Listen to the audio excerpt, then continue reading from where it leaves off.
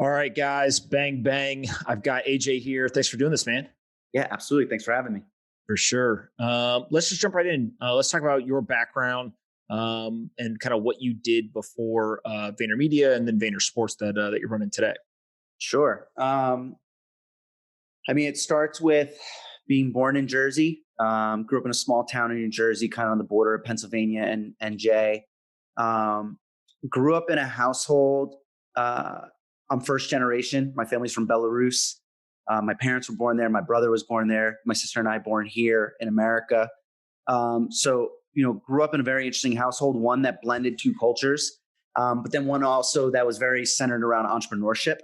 My father's an entrepreneur, came to this country, did a lot of things to make ends meet, but ultimately landed on the idea and grew into owning his own wine retail shop.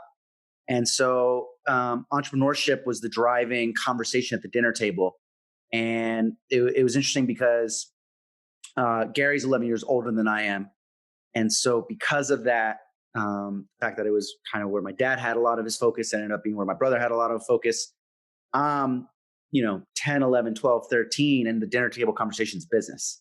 And I'm very lucky for that. And that was huge for me. And I was also pretty good with math and naturally inclined with math. So business wasn't a huge leap for me. Grew up with that. I went to school in Boston, went to Boston University, met my wife there, and spent most of my college career trying to figure out what I wanted to do business-wise. And it was essentially unrelated to what I was studying in school. It ended up working out. I majored in advertising and minored in computer science, which is a really interesting mix. I don't recommend minoring in computer science. If you're going to take computer science, you should probably major in it. I remember, I'll never forget, I was like a junior, and one of my professors, I'm in like comp sci 242, whatever it is, right? One of the professors was like, so like you learned last year in CS 212 and CS 230, and I didn't take CS 212 and 230, right? And so that was super tough, but I figured it out. I'm glad I did it. But I really spent most of it just trying to figure out what I wanted to do from an entrepreneurship standpoint. Gary and I always knew we wanted to do something together. And so my senior year was really focused on honing that in. We had a few different ideas. For timing, this is around 2008, 2009. So not a great time from an economic standpoint in our country. And we toyed around with like a fantasy baseball concept. We toyed around with the deal of the day type concept.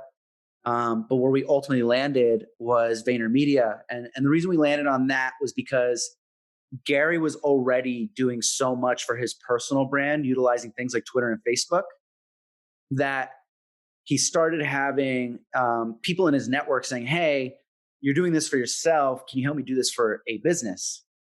And, we saw it as an opportunity to take something that we were interested in, social media platforms. I actually spent a summer in San Francisco in between my junior and senior year at a company called Revision 3, which was a sister company to Dig at the time. And so we just had our hands in Silicon Valley and tech startups and what I guess was called Web 2.0 at the time. And then also through Gary's own network, just being in business, he's in his early 30s at this point. We had relationships with corporate America. And a little bit of luck came from the fact that without knowing it prior, New Jersey is actually a very big epicenter for corporate HQs, specifically around consumer packaged goods.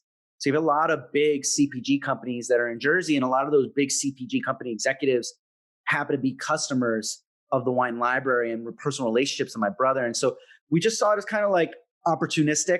It felt right given just the economic situation. And we also had so much belief in these platforms and how they were working for my brother that we knew brands would latch on. And so we felt like we were ahead of the pack. Nobody was really doing it at scale, and we jumped on it. And that's how VaynerMedia really got going. Yeah. And so what's really interesting is you obviously have the school background, right? When it comes to advertising, computer science, like what you guys ended up building there is like almost dead on to that. But it sounds like you didn't actually know that's what you were going to go do, right? So talk a little bit just about, obviously you're in a situation where your brother, 10 years older, he had the relationships, right? He was kind of really out there. You've obviously kind of taken a different path where you're like, look, that's great for my brother, but maybe not something that I necessarily want to go do.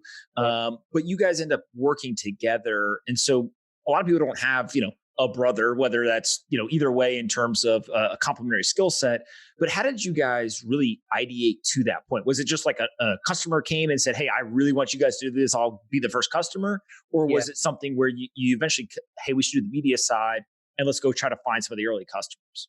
It was more so the former. At that point, so I guess it's like 2006. My brother, 2006 or 2007, my brother starts creating something called Wine Library TV, where he's doing video blogs, tasting wine, and builds up a real audience from it. And it's going really well.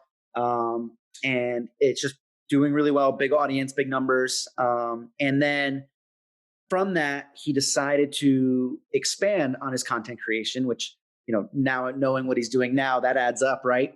And so he starts GaryVaynerchuk.com. So he launches a personal website, and the website is basically a video blog centered around business, social media, and the intersection of social media and business. So he does that. That starts doing really well. He then starts getting asked to do speaking gigs. And so he starts, primarily in the New York, New Jersey area, and then eventually across the country. And this is really 2008, 2009. So he's starting to speak at events. And what started happening was a few months before I would graduate college, he just had a few executives from a few major brands come up to him and say, hey, loved what you talked about on stage. Can we expand on that? Can we bring you in for a 4-hour brainstorm with our marketing team? Can we bring you in? So he does one of those where he flies to a Fortune 500, gets in the room with a few C-suites executives, does like a 4-hour brainstorm. And at the end of the brainstorm, they're like, that was awesome. How do we actually go do what you just said? And that's where my brother, he's not the one that's going to create the deck or write up an outline Word document plan. And that's where he's like, hey, I think I can bring in the interest, kind of like the indirect sales funnel. I can start with the big ideas and set the strategy, but I think I need infrastructure built out to actually create the documentation and the structure that a corporate brand would want.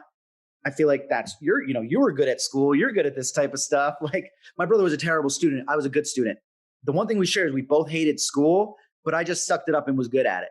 And so that's really how it came to be. It was just kind of like this natural synergy that just came to be. And we saw it as an opportunity to get a profitable business off the ground right away. I mean, we were profitable on day one with the media company. Yeah. And so obviously, he being out there and you not being out there and so much on the social content side, everyone kind of looks at like they saw the journey, if you will, if they've been paying attention long enough, because they just saw, hey, he was talking at, a video on YouTube that has 200 people. Now there's 500 people. Now there's 2,000 people, right? I can watch his followers grow, whatever. But this entire time, you're basically running the operations of a business that, for those people that don't know, is very large and ended up growing to, hundreds of people. And so talk a little bit about just that experience for you. You were young in your career, right? But kind of thrown in the fire with a great opportunity. Yes, there's revenue, you're profitable on day one, but like, you don't just get the magic pill of like, oh, next thing we know, we've got 500 employees in a really big business, right? Like there's a lot of kind of steps in between. So maybe talk a little bit just about like, once you guys said, all right, let's go do this. How did you think about scaling the team, building it out, learning what you didn't know, and ultimately kind of building Vayner into what it is today? Yeah, I think a lot of it came, I was 22 when we started it, right? And by the time I was 24, I was a COO of a 150 person, 8-figure company, right? And a very traditional one, not like a tech startup, right? Where that makes sense, right? That, if somebody was super young and came up with this innovative social app or something. This was a very traditional, like, I would show up to the boardroom with 50, 60 plus men and, year old men and women who expected not the tech, startup founder. I think so much of it worked out from just preparation in the sense that and a lot of luck. And, I would have never been able to be in the situation I was if my brother wasn't 10 years older, successful already, had a network, right? Like my business career started on third base. But what I think helped me be confident and comfortable in the role at such a young age was I was living, breathing, and thinking business all throughout middle school and high school. Like, and it's a similar story to my brother's, right? My brother did it primarily through baseball cards in high school. I did it primarily through garage sales, yard sales, thrift stores, and eBay. I mean, I was a eighth grader, and I would come home from school and I would literally walk into my bedroom, which was 30% eighth grader bedroom, 70% warehouse logistics factory. My room was filled with packaging materials, random assortments of junk, my computer setup, printer, scanner, etc. I would literally come home. First thing I would do is ship out that day's orders because I had 30 or 40 eBay auctions and the night before. And I did all sorts of things. Like I created my own, I had a spreadsheet and a database, and I had basically, I gave everything a invoice number and serial number. I had envelopes organized by number, by category. And I would come home and I would pull product off the shelves in this bedroom and I would package it all up. And then I would have to ask my mom to drive me to the post office because I grew up in a very rural area. And then my mom would take me for like the 8-minute drive to the post office. And I would see the post office men and women there and the postal workers. And it was every day this little kid coming in. Not only was I like in 7th and 8th grade, but I looked like I was in 4th or 5th grade. Always looked young. I was always small and young looking. And so we would come in with 40, 50, 30, 20 packages every single day. And so I did a lot of that. And I learned a lot about just research, logistics, organization, customer service, all those types of things. And then, I did that and really did well, like was making real money as like a kid. And then in college, I built websites and I was mainly building and launching blogs. And I taught myself, web design, Photoshop and CSS and HTML, and primarily relied on WordPress. And then, was taking computer science. So I was learning a few other things that I could do a little bit more advanced work with, like PHP aspects of WordPress, never to the point where I was building anything beyond building on top of existing platforms like WordPress, but it was enough. And I was building websites and I was signing up local businesses in Massachusetts to build their website and improve their SEO or get their AdWords running and buying domains, like was just dabbling and being super entrepreneurial.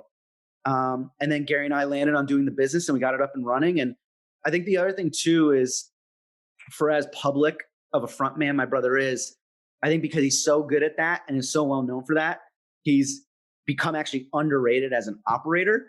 My brother operated and grew a business, my father's business, from 4 to 60 million without any public brand or presence. That's from operations, right? And so I always had my business partner. It was very good that we were 11 years apart because it was very clear he was the CEO and I was the COO. It helped that he was 1 and I was 2. And, having your business partner and brother also be your mentor helped me tremendously through those times.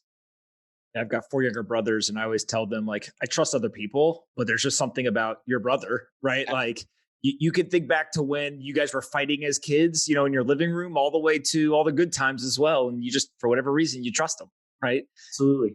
Yeah, it makes sense. And so talk a little bit about, at some point you decide, hey, I'm really passionate about sports. So I'm going to go off and start VaynerSports. What was kind of the impetus there? Did you always want to go do that? Or was that something that kind of grew over time? And then how did you guys actually get that started? Yeah, I grew up being very interested in the intersection of business and sports.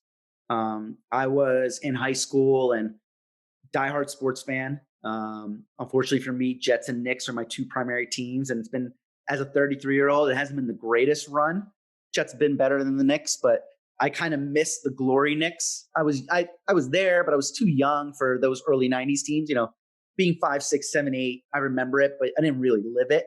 So I was always a big sports fan. And then just like my 2 biggest passions are business and sports. And so the sports business side is that intersection. So for example, I loved the NFL draft growing up. Loved. I went all in and would learn all the college football players and try to do mock drafts and read all the mock drafts and try to understand what makes the good teams good. What do they do in the draft? What are some of their philosophies? How do they differ from the other teams? Another aspect is I was always interested in the salary cap and the management of the team. I think, as a Jets fan, there was some really interesting.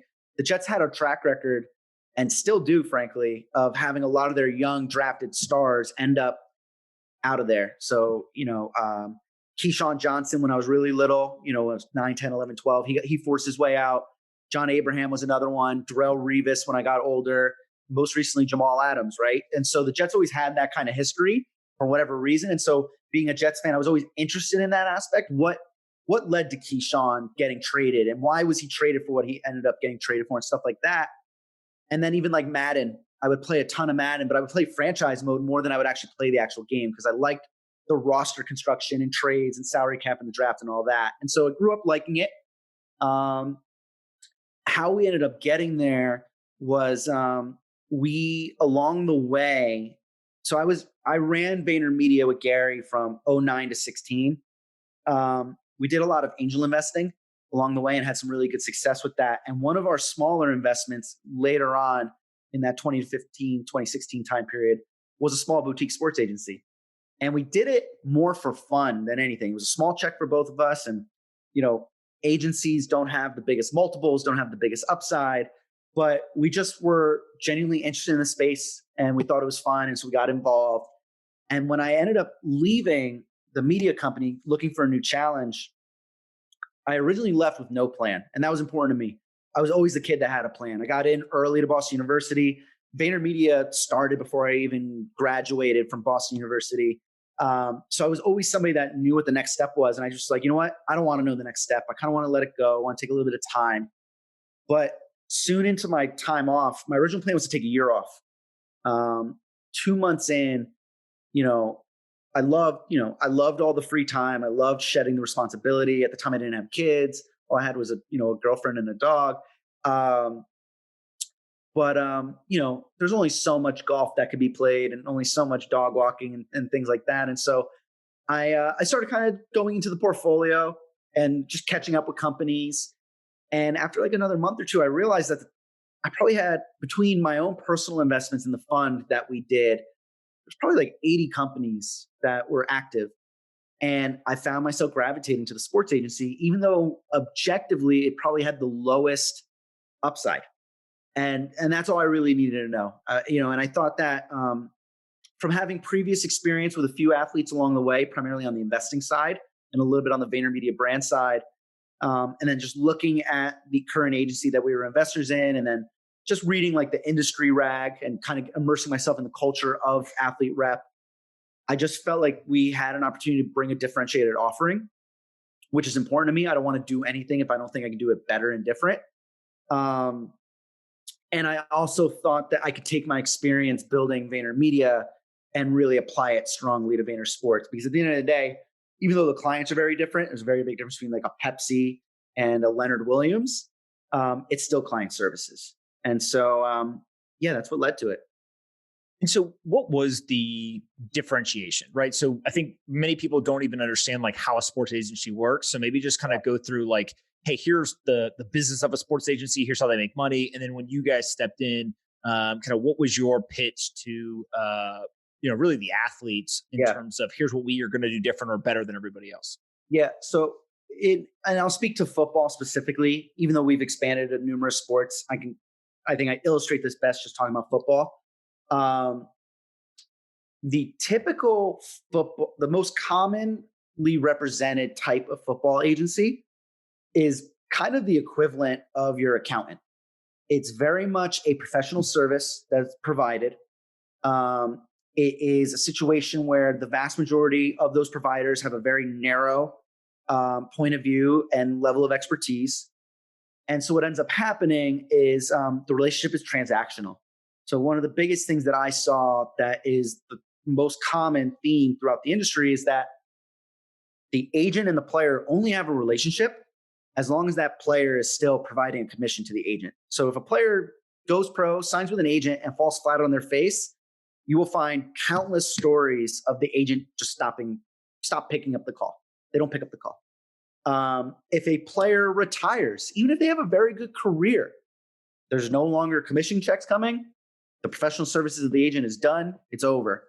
And so, you have that.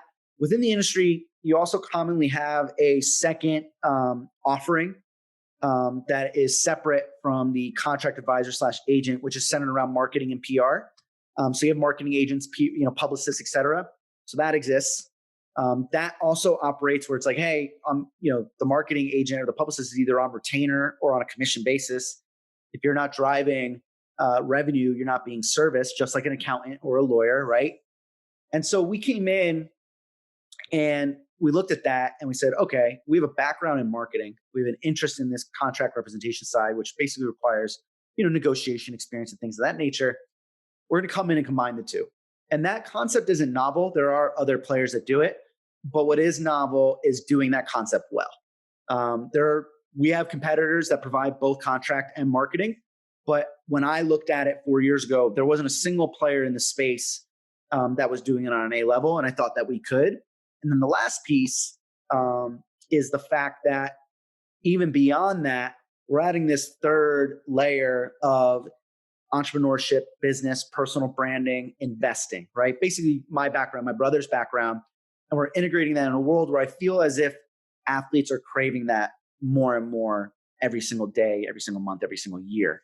And so that stemmed from, like I said, we had some exposure to athletes and was fortunate enough to, share dinner conversations with guys like Draymond Green, Carmelo Anthony, et cetera, entirely from the lens of investing, right?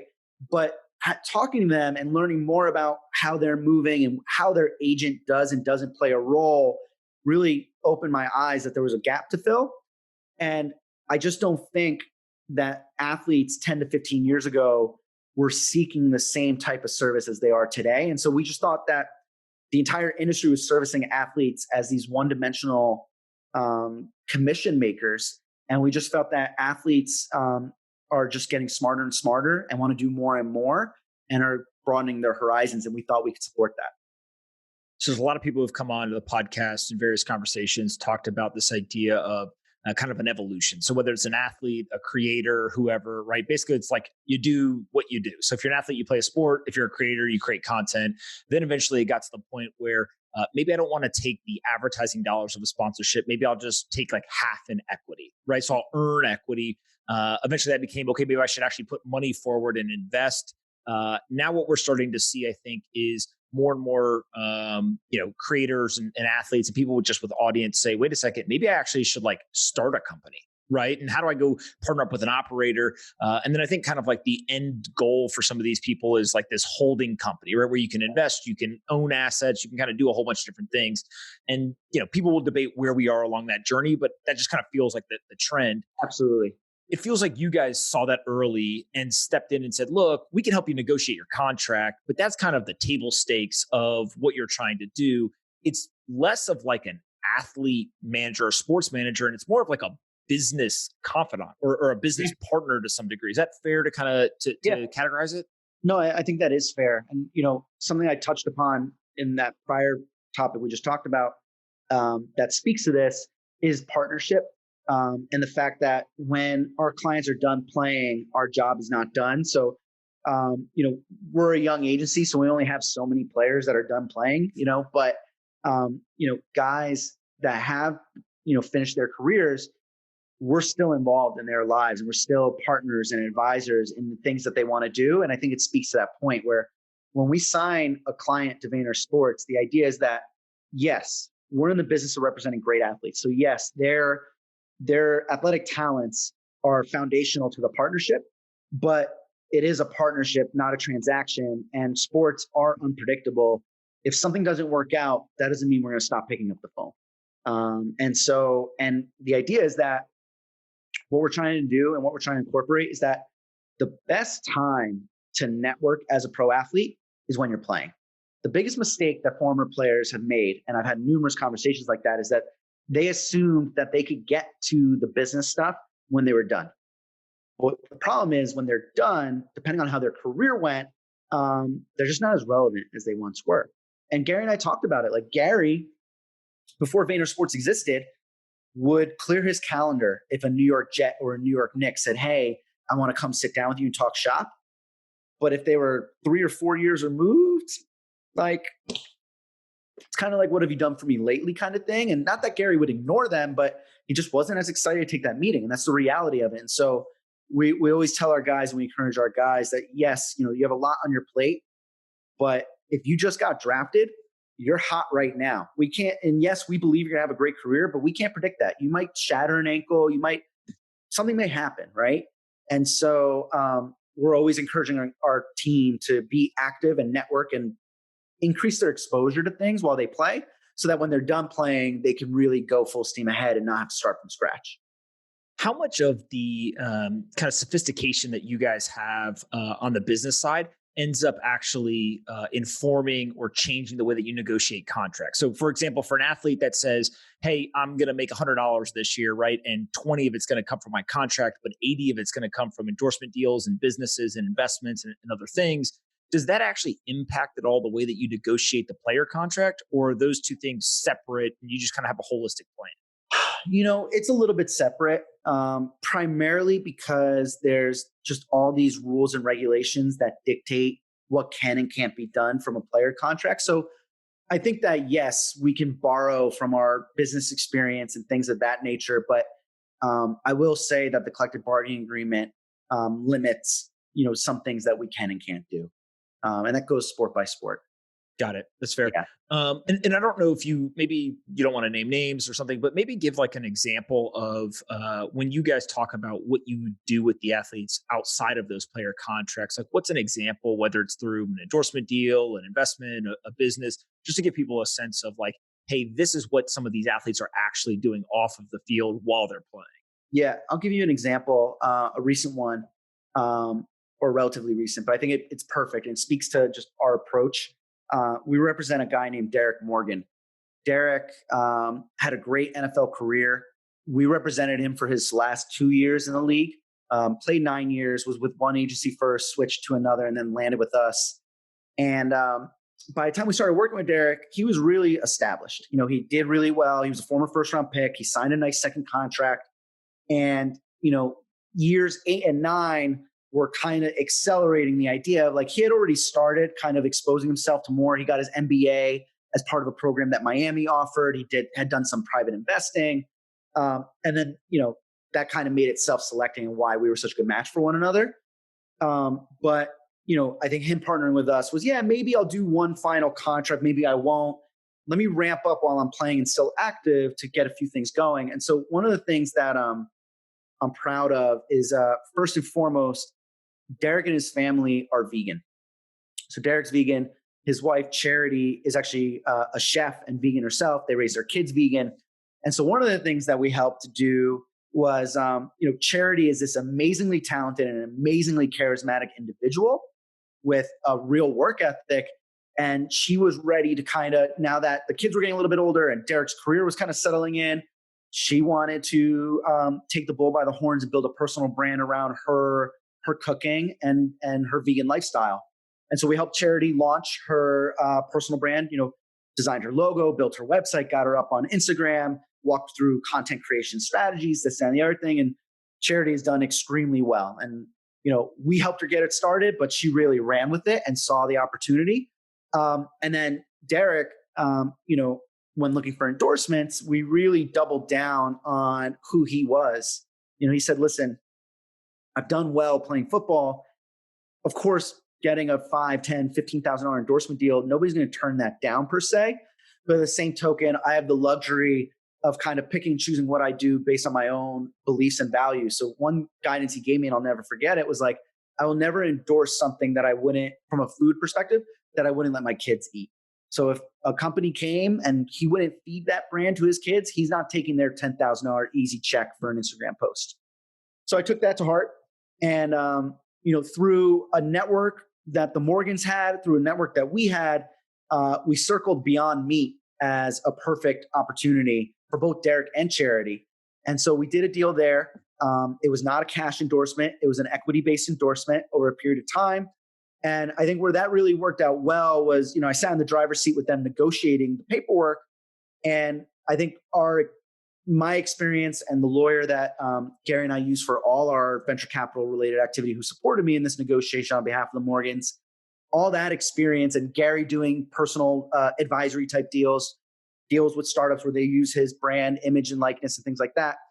I don't think there was anybody more qualified to get the Morgans the best negotiated advisory, equity, barter type deal for a brand like Beyond Meat than us.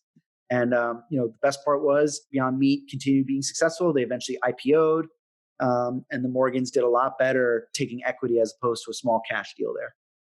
And I actually remember when I think he was with the Tennessee Titans, like at one point, his wife by accident, I think, had convinced like half the defense, right? They were basically eating, vegan. And there was articles literally written about the fact that, here's one of the biggest, baddest, meanest defenses in the NFL, and nobody's eating any meat. You're exactly right. Yeah. It started because Charity was basically meal prepping for Derek, because Derek would go to the facility and a lot of the food there just wasn't what he was trying to eat. And so he had this food, and then one of his teammates was like, "Hey, that looks really good. Like, can Charity maybe hook me up one of those?" He tried it. He loved it. I think it ended up being 11 of the 53 Titans, primarily on the defense, were vegan for that season 3 years ago. That's 20% of the team vegan. It was crazy. It was pretty cool. Yeah, that's awesome. And then you're understating the performance of Beyond Meat. It was absolutely exploded in value. Yeah, unbelievable IPO, like one of the best IPOs of the year that year, right? Yeah, absolutely. Talk a little bit about the impact of COVID. Obviously, there's certain sports that have kind of been postponed or shut down in the middle. Obviously, we'll see kind of what happens with the NFL and their plans to get this going. But just how have you guys seen the athletes specifically, or some of the contract negotiations impacted by this? It's been a very, very unique year. I think that the biggest thing that COVID did to the NFL, the NFL was lucky. They were not like the NBA or MLB or these other sports that were in the season and had to shut it down. It was the off season for the NFL. And yes, some of the pre-draft process was different. There was less in-person meetings, things like that. That was an impact. The NFL draft was virtual. That was different.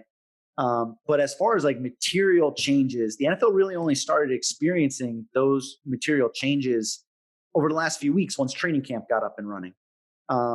And so it's been different for all the obvious tangible reasons. And, I think Hard Knocks, the HBO show that's following the Rams and the Chargers right now, does a really great job kind of showing how different the NFL is right now with COVID in terms of protocols around COVID. I would say probably the single biggest impact that it'll have, though, on our clients and the majority of players is the fact that the preseason was eliminated. It really reduced the opportunity for rookies to get up to speed. So I think the fact that there was no preseason and that all players weren't afforded the ability to create tape, basically, go on the field and do what they can do in a preseason game, has really hurt some of the younger players that need the opportunity to get on the field and show what they can do. And then on the flip side, I think for veteran players, it's benefited them in that regard because, there's less, basically the NFL, it's a next man up type business. And every year there's a new pool of players trying to take your job. And so if you're an established player, it's really hard for a younger player to take your spot. And so I think mostly it's hurt the young and the unproven and has helped in terms of security for some of the more established players. And then I think you'll see, especially in the early part of the year, these first few weeks of football games are going to be sloppy because the first few preseason games are sloppy, right? And so I think you're going to see a lower quality of football at the outset. But I think, come mid-season, everybody's going to hit their typical form. And as long as the NFL continues the success that they've had, I think there's only 4 active cases in the entire NFL right now. As long as they're able to keep it at bay, I think the season will happen and it'll be unique. That's for sure.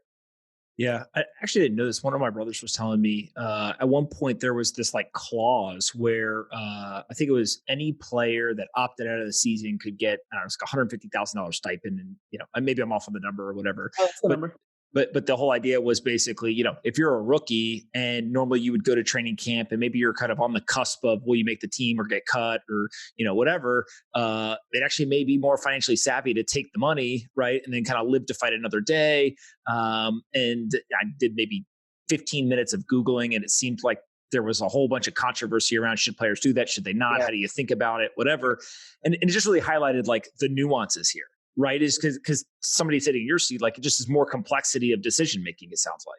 Absolutely, no, there was a ton of nuance. If you look, though, I think it was just shy of 70 players that opted out, and the vast majority were veterans.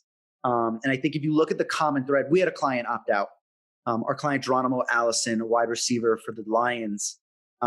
If you look at the most common thread of the opt outs, so there was two aspects. One point I'll address is, and it's a misconception, it's not a stipend. It's actually a cash advance against your salary. And so for example, for my client Geronimo, he got $150,000. The number was right, but it's an advance on his contract. He signed a 1-year contract, a little over $1 million. So if he comes back and plays next year and he earns that contract, he's actually going to be paid $150,000 less than he was scheduled to earn. So it's an advance. But the other piece too is that if you were deemed high risk, so if you personally or a significant other or a child in your house was high risk from COVID, certain aspects of your health history, you got $350,000 instead of $150,000. And if you look at the breakdown of, I think it was 68 or 69 players that opted out, a good chunk were high risk.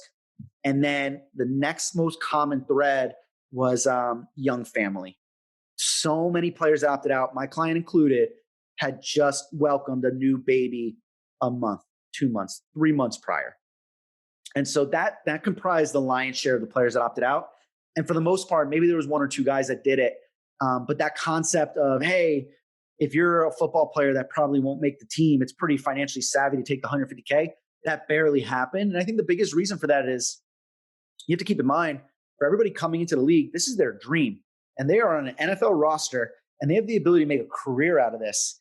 And you don't get to that point without believing in your own skill set. And to be a player that sits in that position, maybe you're on the bottom of the roster. If you then in turn opt out, no NFL team's going to admit this, but like I said, there's going to be a new wave of players next year, and you've dramatically decreased your opportunity to make a team. And so I barely anybody took that route, maybe a few. Yeah. Well, and nobody believes they're going to get cut either. Right. That's the whole other. You need that belief in that. And, people like to throw around the term that this player stinks or sucks, right? At the end of the day, if you're wearing an NFL helmet, you are an unbelievable athlete and you're an unbelievable football player. You just might not be as good. You might just not be one of the 1,500 best in the entire world. But if you're the 1,600th best football player in the world, you were the best player in middle school. You were the best player in high school. You were the best players in college. You know what I mean? And so it's so hard for anybody to really believe in that. I wouldn't want anybody to think of it that way. Yeah. I love when people look at MMA or UFC fights, right? And they're basically like, oh, that guy's horrible. I'm like, that guy will literally put your head through the wall, right? We recently got into the MMA business. We represent about 20 fighters. I've gotten to spend some time in person with 1 or 2 of them. There's not a single person that walks into the octagon that wouldn't send me straight to the hospital in less than a minute. Okay. Yeah. And so talk a little bit about, you guys have gotten into MMA, you've gotten into baseball and also gaming. Yes. Talk a little bit about starting in NFL and football and then kind of expanding into those other sports and kind of why the desire to do that and then how you guys have actually executed. Yeah. Always wanted to be a multi-sport agency. I think that a strength that I have is the ability to multitask and do a lot of different things. And I think our offering, what I described earlier in our conversation, applies to any athlete, right? And so the ability to share that offering with multiple athletes is important. For us, we've been in a great position with the early success that we had on the football side, my brother's personal brand equity, the brand equity we've been able to build for VaynerSports. We've had so much come our way over the last few years of, hey, let's expand into basketball, baseball, cricket, soccer, everything, right? I probably get 5 to 10 emails a week from somebody in an industry saying, let's expand. We turned it all down for the first few years just because we wanted to make sure that we maintained a focus to ensure that we actually delivered on our words, right? We have this belief, the conversation you and I had a few years ago, like we had a plan and a vision, but talk is cheap and we wanted to walk the walk. So we wanted the first few years to make sure that we got our offering right and got the flow right. And then over the last year, we've been more open-minded to expanding. And really our expansion is driven by opportunity more than anything. I've always said when people ask me, what's going to drive you to expand? I need one of two things. I either need the right partner. And what I mean by that is somebody who is an established agent in that business that has a track record and understanding and the relationships needed to go do well right away.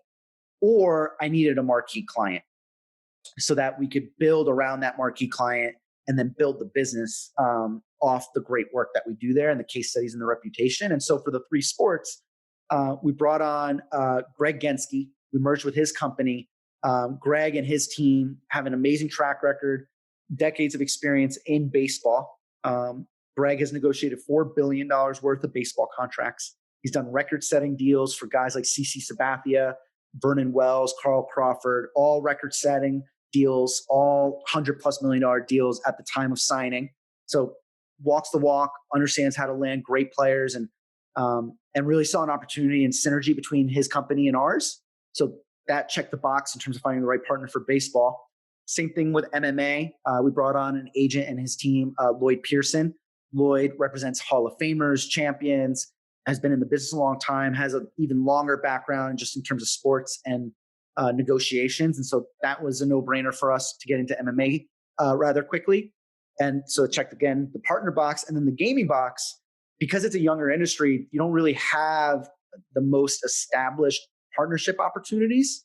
But we were able to bring on Bugga, one of the Fortnite champions. So we were able to bring on a gamer / esports athlete who literally is the best at what he does, and Fortnite being one of the biggest titles in our country. And so again, wasn't the marquee partner, but it was the marquee client to build around. And we've been doing some great work with Kyle and his family to get him to where he needs to be.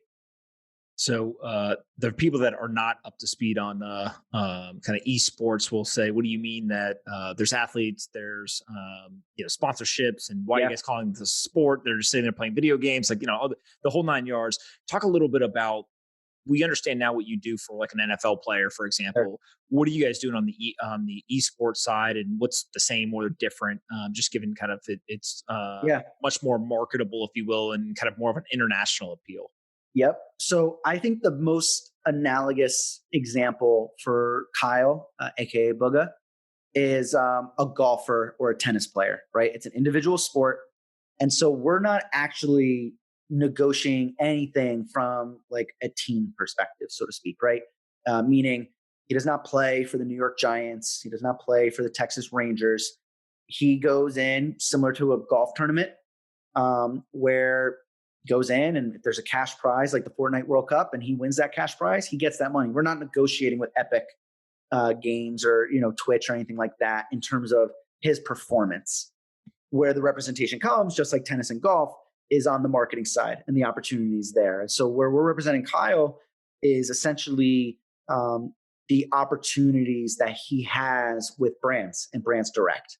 And so it's, I think anybody that says an esports athlete isn't a real athlete, I have empathy for that argument. But at the same token, in my eyes, it's just the modernization of sports. And I think there's a lot of things that people in our generation accept as sport that maybe 100 years ago people weren't seeing as sport. And humans evolve and things evolve. And, at the end of the day, it requires a skill set and talent. It requires a lot of hard work and practice. And he goes and competes against other people and wins. And there's something to win, right? And if there's brands that want to give the winner a bunch of money, sounds like a sport to me. And so, that's it. The easiest way to explain is it's just like being a golfer or a tennis player in terms of being an esports athlete. It makes a lot of sense. Where do you guys go with this, right? So obviously this started out as kind of a personal passion of yours, turned into, okay, we've got one sport, got a couple of athletes. Oh, wait, this works. Now you're in multiple sports, growing, merging with other companies and agents, and kind of, you can see like, okay, this is something that is very scalable across sports, and also kind of vertically, you can go very deep in certain sports. Like, how do you see this playing out, or what's kind of the vision in your mind in terms of where you guys are now to 10 years from Just more of the same. Honestly, I think that, probably the most interesting aspect of it is just understanding how it best fits within the entire Vayner ecosystem.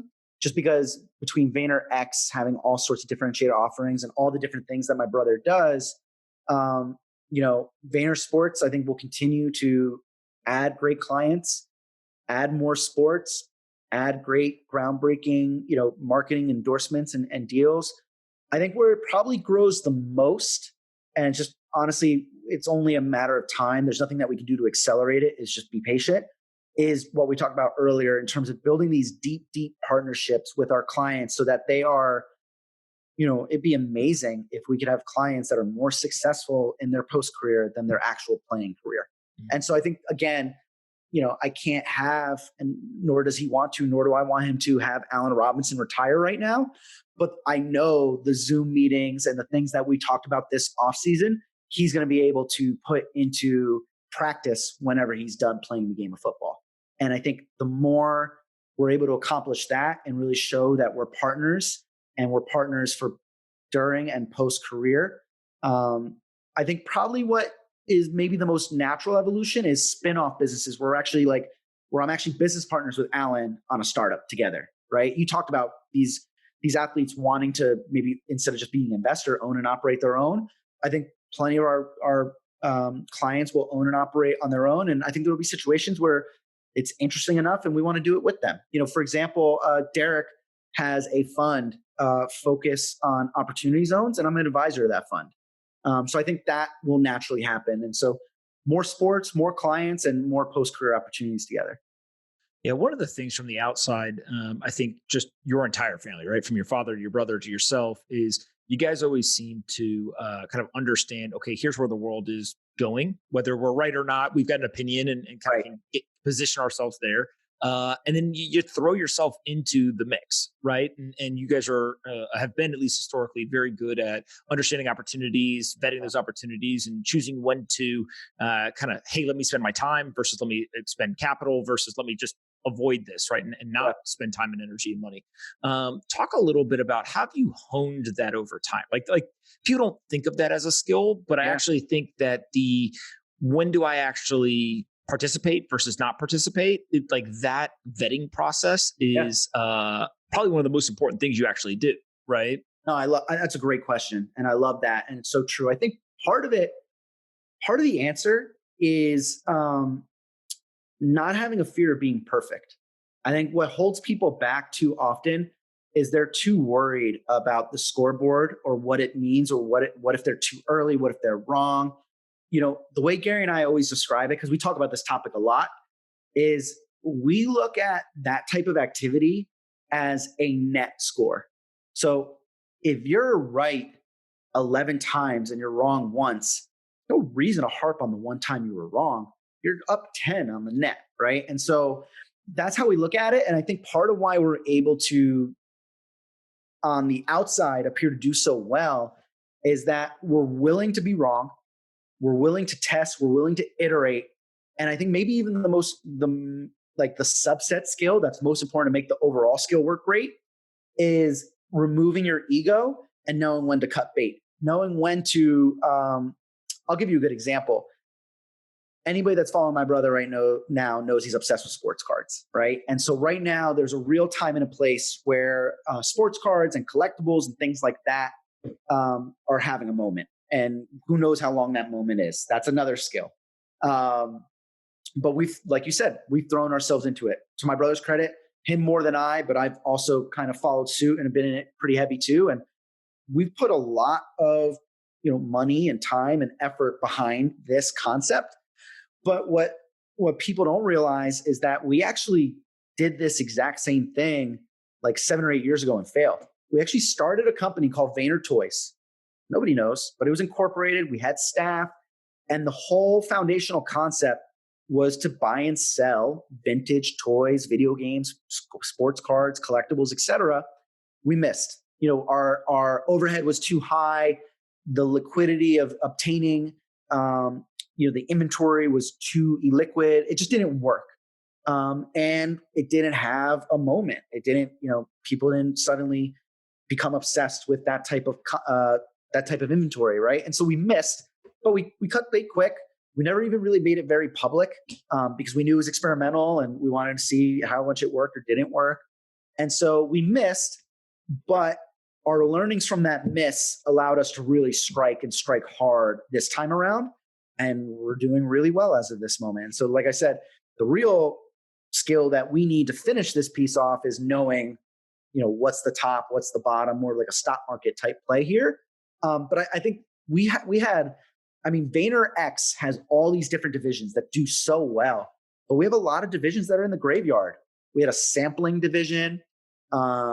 We actually started a co-working space, and we were moving offices so fast. We were growing, and we always were conservative because we said to ourselves that if we outgrow this office before our lease is done, this is a champagne problem having this lease, right? And on the flip side, if we overextend ourselves and get too big of a lease and we don't do as well, we'll get crushed financially by pursuing our lease. So we moved, like in New York, we moved like 5 times in 6 years or something because we were just growing so fast, which was great. One of those times we had like 3 years left on the lease. We're like, oh man, this is really just sitting there. We actually created something called VaynerSpace, and we tried subleasing that space, and we actually had some good success, and we had tenants sign up. But then eventually the landlord shut us down because that they actually had another space in the building that wasn't a co-working space, but was more like a traditional shared office space. And they had a line in their contract that said that no other company in that building could compete with them. They told the landlord, they shut us down. We took the L, right? But constantly willing to try, constantly willing to innovate. And like, I think the key thing that you said is like, we're never halfway in or out. Like, we're passionate, we have conviction, we have confidence, and we maintain the same level of confidence no matter what the end result is. If we're right, that confidence helps us be super successful. If we're wrong, we were wrong, and we just deal with it, take our L, and move on. Yeah, and I think part of this is betting on the right markets, obviously, right? So understanding, hey, it's having a moment or it's going to have a moment, which you guys have done very well at, but also the execution. So it's easy for kind of the armchair quarterback to sit and say like, oh, I think sports cards are going to be big in 3 years, and I've got some money, but what do I do? Right. Yeah. Or I've got some time and energy and I'm intrigued, but what do I do? Both you and Gary have been great operators. And so for you, like, how have you grown from a management perspective, from an operator standpoint? And I'm assuming that now you deal with different problems, but you're able to go from kind of 0 to 50, right? And it's more muscle memory in each new industry rather than having to start all over again and kind of start from scratch. Yeah, I think that I love this question too. I've had a lot of thoughts around this concept, and it's an opportunity to kind of articulate it, and we'll see how I do. I think our society utilizes the term experience in a very narrow-minded way and in a very traditional way that I don't think is actually the right reflection of experience. I don't think we're counting experience correctly. So the way experience is predominantly defined in sports, in business, in just about anything is years, right? If you've been doing something for 20 years, you probably have more experience and you're probably better at what you do than somebody that has 5 years experience. I completely disagree. My mindset is, to your point, the things that I deal with operating, we're a small company, we're about 20 people, but things pop up, I'm dealing with different problems. My ability to work quickly and efficiently and do those things well come from the fact that I don't think I have 11 years of business experience. I truly feel like I have like 80, because in 2011, we went from 150 to 400 employees. You can't tell me that year of experience counts the same as somebody else's year of experience doing far less, right? And so it's kind of like there has to be something to be said about talent, repetition, practice, opportunities to implement those out, like Malcolm Gladwell's 10,000 hours. I think it's a cousin of that. And what I always try to tell people, because something that I face is that, if I'm walking in and recruiting a young athlete, that's a question that comes up. I've only been in the football, I've been only an athlete rep for like 4 years. I've been in business for 11. I'm 33. You know, how can I make somebody feel comfortable? How can I make the kid or their family feel comfortable that they're in the right hands with me? And part of it's like I try to use like sports. Like I love Carmelo Anthony, right? Carmelo's a great, great player, Hall of Famer, right? But tomorrow, you had to start an NBA franchise. You want Luka or you want Melo? Everybody's gonna say Luka, right? And my point is that just because, and that's not a perfect analogy, but my point is just because somebody has 20 years of experience of doing something doesn't mean they actually have the true, authentic experience of doing the things that you need them to do on your behalf. And I feel as if my years of experience far outweigh the actual 11 years that it is. My father once said to me, and it just was like seared in my brain. He said, some people get 10 years of experience and some people get 2 years of experience 5 times. Right. Which was just like, some people are, hey, I've done this for 10 years, but really you only learn things for the first 2 years. And then you just repeated it over and over again until you got to a 10-year mark. And you somehow think that is 10 years of experience. It's really not. Right. And I think that's kind of your point here is exactly right. And it also feels like the skills that I think a lot about like a toolkit that an operator has, right? And there's like core skills. So you got to be able to communicate, you got to be able to hire well, you got to be able to manage, like all that kind of stuff. But then there's the like outside of that core skill set, very industry specific things. So the ability to negotiate with a professional sports team a contract is a skill set that is specific to the sports industry.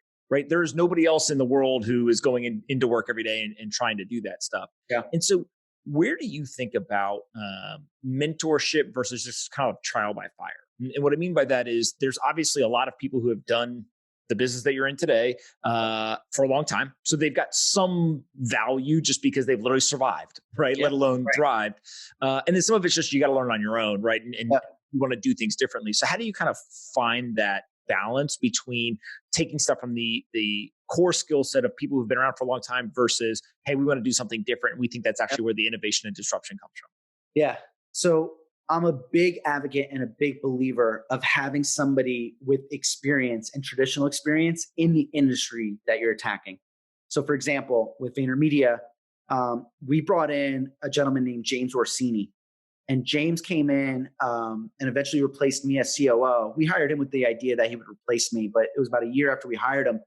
And what we liked about bringing on James in particular, and we had other people prior, is he was like our chief context officer. And so many meetings were had as we were building this rocket ship of a media agency where it was like, all right, James, how would this, because he had big traditional holding company, massive agency experience. James, this is the situation. How would they handle it? He would explain it and would say, it would either be, okay, we should learn from that and take like 90% of that and make it our own and like do that. Or cool, we're definitely not fucking doing that. That's terrible. Right. And so he literally was there and so many other partners and employees prior to that just to inform us.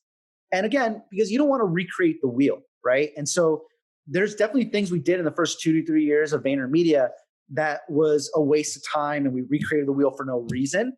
But having somebody basically tell you the context and then we're able to make our own informed decision based on that, I think is massively helpful. And so same thing with VaynerSports. One member of our team in particular, Andrew Brandt, is basically my chief context officer in this regard. He's somebody that started his career as an agent. He actually worked for David Falk, one of the legendary basketball agents who rep Jordan and Ewing, amongst others. And so Andrew worked for Falk for a number of years. Then he actually got poached by the Green Bay Packers to go run their football administration and salary cap for the Packers for about 10 years. And then he actually, after that, went into the world of media. So he appears on ESPN. He writes for Sports Illustrated and a few other things, right? And so he's got this 3 different aspects of the industry experience. And so he is a member of VaynerSports. He's a certified agent for us again. We brought him out of retirement as an agent. But his biggest role is like that chief context officer perspective. And what I love about him is he can tell me how a big agent would do it. He also tells me what the team is thinking because he's the most senior team executive that is currently a sports agent on the football side now. And so his biggest value that he brings to me is context and information. And then I do with that what I think is best. Yeah, that's awesome. When this is all over, what do you want people to remember you for? I think the biggest thing that I want to be remembered for is making an impact and doing it the right way. So I want to be remembered as somebody that that really helped people be successful and didn't cut corners or didn't screw anybody over along the way. There's somebody. One of my business partners is a guy named Brandon Parker. Brandon's father is the late great Eugene Parker. Eugene is one of the best football agents of all time, one of the best sports agents of all time. He unfortunately passed away a little while ago. But Eugene represented Hall of Famers up and down. He was Deion Sanders' agent, for context. He was, when you get elected into the Pro Football Hall of Fame, you actually nominate somebody to induct you, and they put the gold jacket on you and everything. Deion nominated Eugene. And so Brandon is now my business partner. He's the chief operating officer of our football practice. And the single biggest compliment that I've gotten since being in this industry has come from Brandon. And it's come from Brandon maybe 5 or 6 times. Just randomly, we'll be talking through a situation, whether it's a challenge or something with a client or a strategy session we're having. And I just be like, man, like, you remind me so much of my dad. And it's the biggest compliment for me, because being business partners with Brandon and running into people in the industry, I've never met a single person that hasn't said the most glowing things about the late great Eugene Parker. And the theme is he was the best and he did it in the best way. And so I guess I'll summarize it that way. I want to be the best. I want to do it in the best way possible. That's absolutely awesome. Ask the same 2 questions to wrap up, and then you could ask me one to end it. The first is, what's the most important book that you've ever read? It's a good question. I am not a great reader. It's something I wish I was better at. What's the most important piece of content that you've ever consumed? Okay. Could be a movie, could be whatever you want, music, whatever you want. That's okay. I like that. And I appreciate you throwing me the life raft.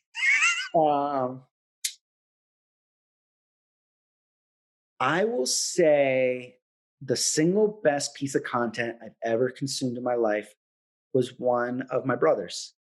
And I think that fits. He's my mentor, my best friend, my brother, older brother. Gary did a post. It's a silly one too. But I think it's important because it doesn't really have anything to do with business. It doesn't have anything really to do with anything tactical. It's more just like emotional and getting through life in the best way possible.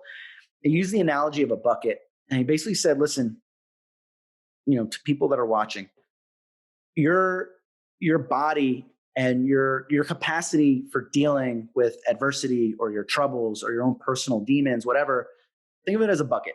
And the way to release the water that's filling up that bucket is through open and honest communication and being honest with yourself. And what you want to do is, as that bucket is filling up, you want to let water out the bucket before it fills up. The worst thing that you can do is have the bucket come to the tippy top, because that's the breaking point, and that's when you're going to break. And so for me, I think we talked about it earlier. I was very fortunate, and I'm self-aware. Like I said, I started on third base as far as business goes. I started on third base as far as life goes, really. I grew up comfortable. My family was middle class. By the time I went to college, my parents took care of my college tuition. I didn't have any college debt. I'm lucky as fuck, right? But on the flip side, one area where I got unlucky was with my personal health. I suffer from something called Crohn's disease, a disease that has no cure, at least yet. One that impacts your digestive tract, your intestines and your colon and things of that nature. And I really struggled with my Crohn's, mainly in my, call it from like 18 to 25. Countless trips to the ER, countless different types of medication trying to help it. I had a period of time, like a 3-month period of time, where I went to the doctor to give blood every single week for 3 months. Leading up, I ended up having intestinal surgery. Leading up to that surgery, I went to the ER 5 different times in a 12-month period. And so between dealing with my personal health issues and the stress that came with taking a company from 200 to 600 people over a 7-year period of time, I struggled in some ways. And I think that piece of content really helped me understand how to deal with my struggles and maintain those struggles and turn those struggles upside down. And so probably the most impactful thing I ever did, and I'm glad to share it, is I sought out therapy. I sought out help. My therapy was entirely focused. It was a very narrow subject, but I think it helped me it helped me immensely. And I think it also helped me utilize that same kind of thinking and concept across other parts of my life. It was entirely centered around my battle with my health and my career, and how the trickiest part was one of the worst things for Crohn's disease is stress. But one of the most stressful things I would endure in my career was falling behind because I got sick. And so now that is a nasty, nasty cyclical pattern, right? And so I went to therapy for like a year and a half or 2 years, and it was entirely centered around that.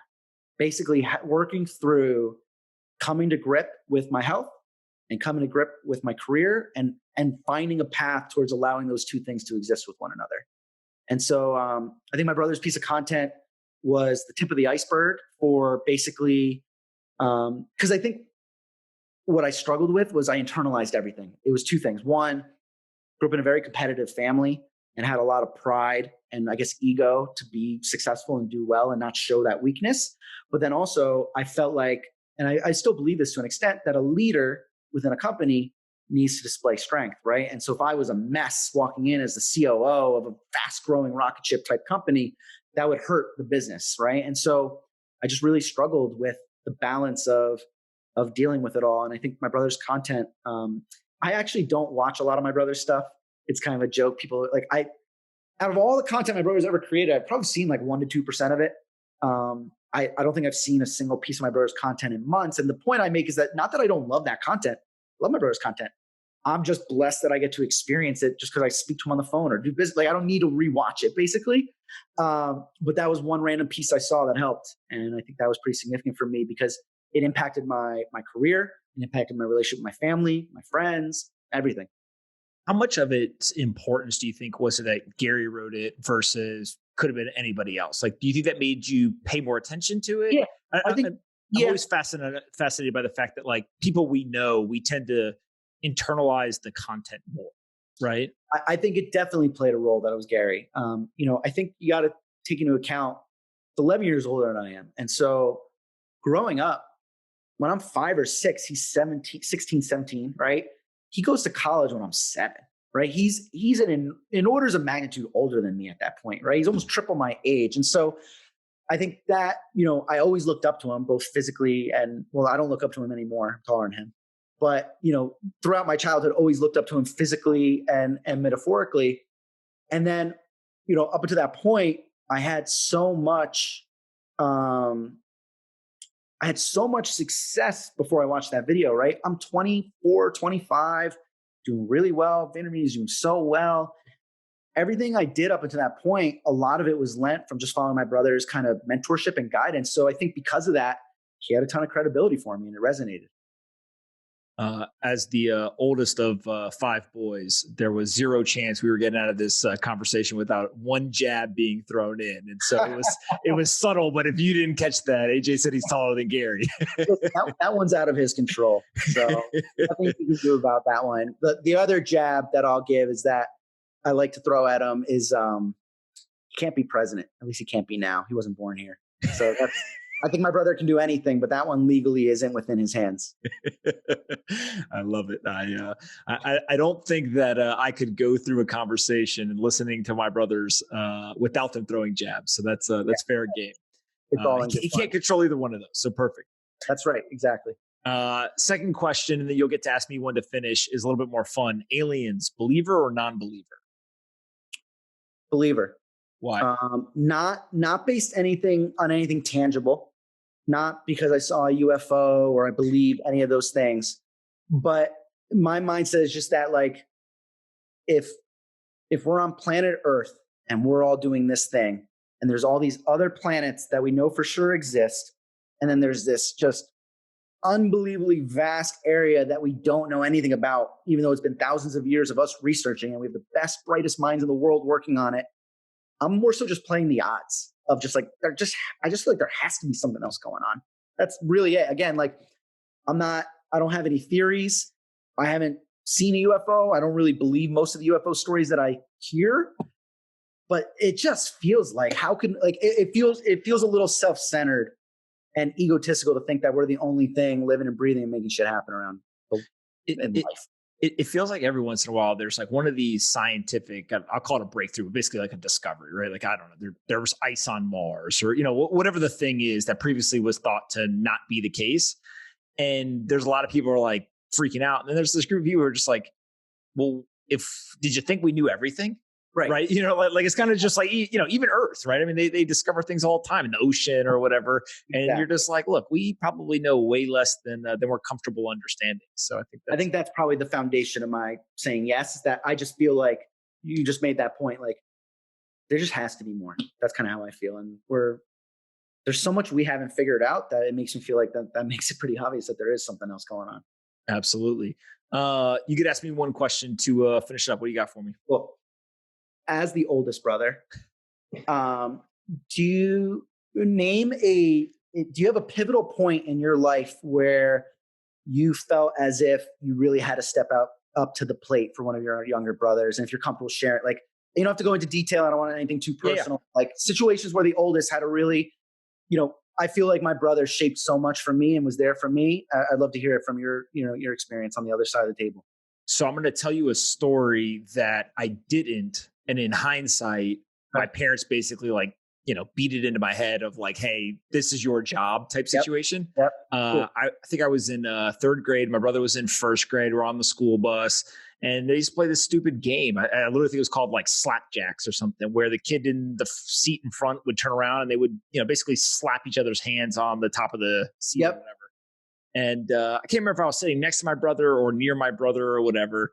But next thing I know, I see his face and, he's in pain, not crying, but like something's wrong. And I basically said, are you good? Yeah, he's fine. Right. As a first grader who doesn't want to get in trouble, kind of does.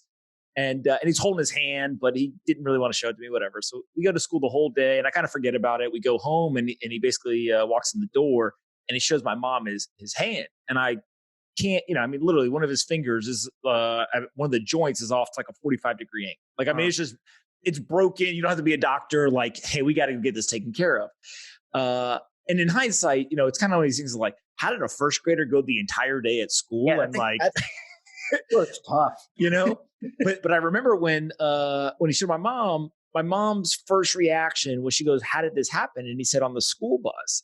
And she immediately turned and looked at me and said, what did you do? Yeah.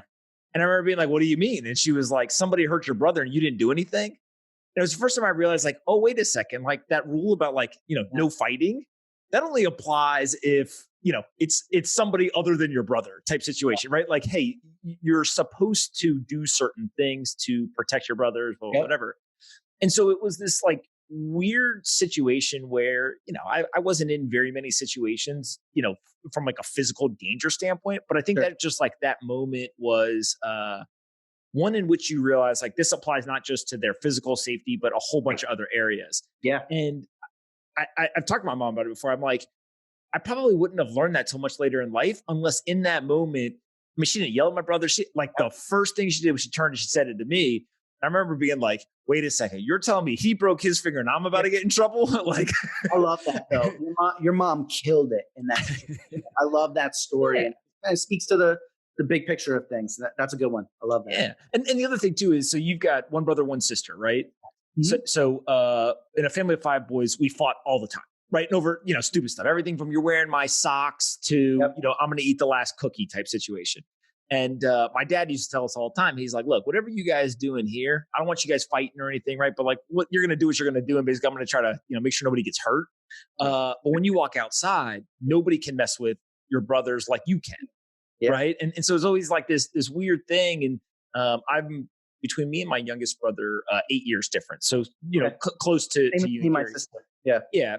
And so when you think about that, like that's a pretty big difference, right? 11 years, 8 years, like, when I was in middle school, my brother's like not even in school yet. Right. and so you just like that, I think is the hard part is the age difference. But then once you get past a certain age and, maybe 20, like the youngest one, then it's like, hey, look, we're all together. Right. And maybe someone's got more experience than whatever. But at this point, it's, the age difference matters less, I think. Absolutely. No, I agree with that completely. I think something that I've really been enjoying is being a father. I have a 3-year-old daughter, a 1.5-year-old son, and a third on the way in December. Oh, so, wow. Yeah. Like, are you excited? super excited, super nervous, honestly, because we're going to have 3 kids under 3.5. That's going to be a thing. Are you ready for that? Oh yeah, sure am. I mean, what else am I going to say? Right. But what's been cool though, is, for me, I was the youngest in my family. And even within cousins, there was never a cousin that was young enough or close enough to for me to impart some of this stuff. And, I've enjoyed mentoring, young professionals and things like that. But teaching my daughter life lessons along the way based on shit you just described, for example, I've really taken that responsibility to heart. And I think it's because of what my parents did and what my siblings did for me as the youngest. Is now my turn. So I love that story with your mom and your brother. Yeah, that's awesome. I've got to imagine that your son and your daughter, even though they don't realize it yet, just being so close in age, later on in life, they're like, oh, this is pretty cool. Right. Yeah. Yeah. Not right now. They're fighting a lot.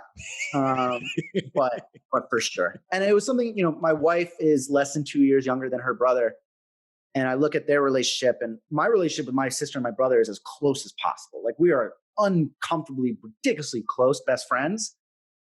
But and they know I was by myself from 10 to 18. By the time I was 10, both my brother and sister were in college. And so I think man, wouldn't it be cool to go to middle school with them or go to high school with them? And I didn't have that. And they did. My brother was a senior. My sister was a freshman in high school. So they had that 1 year, that kind of thing. And they shared friends growing up and things like that. I was in a completely different generation, so to speak. So I'm very excited for our 3 kids to literally it'll end up being, I think, senior in high school, sophomore high school, 8th grader for our 3, which is pretty dope. Yeah, that's awesome. Where can we send people to find you on the internet or anything about VaynerSports? Yeah. For me personally, Twitter and Instagram, it's just AJV, those 3 initials, my initials. And then same thing, primarily Twitter and Instagram, just VaynerSports, where we're at mostly. Awesome, man. Anytime you get a three-letter handle, you were early, right? It was early. That was the benefit of having our hands in Silicon Valley early, for sure. Absolutely. All right, man. Thank you so much for doing this, AJ. We'll have to do it again in the future. Man. Appreciate you, brother. Take care.